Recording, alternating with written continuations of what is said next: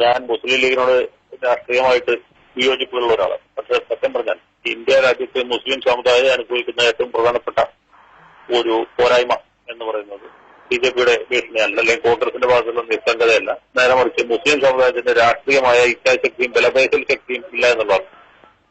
അതിന്റെ ഫലമായിട്ട് ഉണ്ടായിട്ടുള്ള ഒരു പിന്നോക്കാവസ്ഥയുണ്ട്. പിന്നെ വിദ്യാഭ്യാസപരമായിട്ട്, സാമൂഹികമായിട്ട്, സാമ്പത്തികമായിട്ടുള്ള പിന്നോക്കാവസ്ഥ വേറെയുമുണ്ട്. ഇതാണ് സത്യത്തിൽ ഇവിടെ ന്യൂനപക്ഷങ്ങൾ അനുഭവിക്കുന്ന ഏറ്റവും വലിയ പരാജയം. അതുപോലൊരു പരാജയങ്ങളുടെ സത്യത്തിൽ കേരളത്തെ സംബന്ധിച്ചിടത്തോളം മുസ്ലിം സമുദായത്തിനില്ല.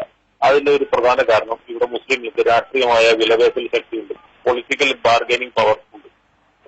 അത് ഉണ്ടായതിന്റെ പ്രധാന കാരണം ഇവിടുത്തെ മുസ്ലിം ലീഗാണ് എന്ന കാര്യത്തിൽ എനിക്ക് ഒരു സംശയമില്ല. അതുപോലെ വിദ്യാഭ്യാസപരമായ പുരോഗതി മുസ്ലിം സമുദായത്തിന് സമ്മാനിച്ചതിൽ ഒരു പ്രധാന പങ്ക്, പൂർണ്ണമായിട്ടും എന്ന് ഞാൻ പറയുന്നു, പ്രധാന പങ്ക് മുസ്ലിം ലീഗിനുണ്ട്. കാലാകാലങ്ങളിൽ വിദ്യാഭ്യാസ വകുപ്പ് കൈയാളിയ മുസ്ലിം ലീഗ്, പ്രത്യേകിച്ച് അതിന്റെ അനിശ്ചിത നേതാവായിരുന്ന CH മുഹമ്മദ് കോയ, അവരുടെ പ്രവർത്തന ഫലമായിട്ട് മലബാർ ഭാഗത്ത് വിദ്യാഭ്യാസ സ്ഥാപനങ്ങൾ ധാരാളമായിട്ട് ഉയർന്നു വരിക, മുസ്ലിങ്ങളുടെയും അമുസ്ലിങ്ങളുടെയും സ്ഥാപനങ്ങൾ ഉണ്ടായി.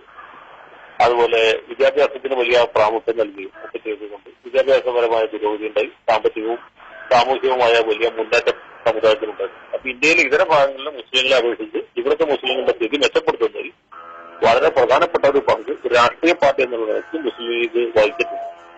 മുസ്ലിം ലീഗിന്റെ അഴിമതിയോടും മറ്റു കാര്യങ്ങളോടും ഒക്കെ വലിയ എതിർപ്പുള്ള അംഗീകരിക്കാൻ പറ്റും. ഒറ്റ കാര്യം കൂടി പറയാം. മുസ്ലിം ലീഗിനെ കുറിച്ച് നന്നായിട്ട് പറയുന്നു. മുസ്ലിം ലീഗിന്റെ ഏറ്റവും വലിയ ഒരു സംഭാവന കേരളത്തെ സംബന്ധിച്ചിടത്തോളം ഇതുമല്ല, വേറൊന്നാണ്. അതെന്ന് വെച്ചാൽ ഒരു വർഗീയ പാർട്ടിയല്ല മുസ്ലിം ലീഗ്, ഒരു സാമുദായിക പാർട്ടിയാണ്. സമുദായത്തിന് വേണ്ടി വിലപേശുന്ന ഒരു പാർട്ടിയാണെങ്കിൽ പോലും മിതവാദ സമീപനം പുലർത്തുന്ന ഒരു സാമുദായിക പാർട്ടി എന്ന നിലയ്ക്ക് കേരള രാഷ്ട്രീയത്തിൽ ഈ പാർട്ടിക്ക് ഒരു വലിയ പ്രസക്തിയുണ്ട്. കാരണം ഈ പാർട്ടി ഇല്ലായിരുന്നെങ്കിൽ എന്ത് സംഭവിക്കുമായിരുന്നു നോക്കാം.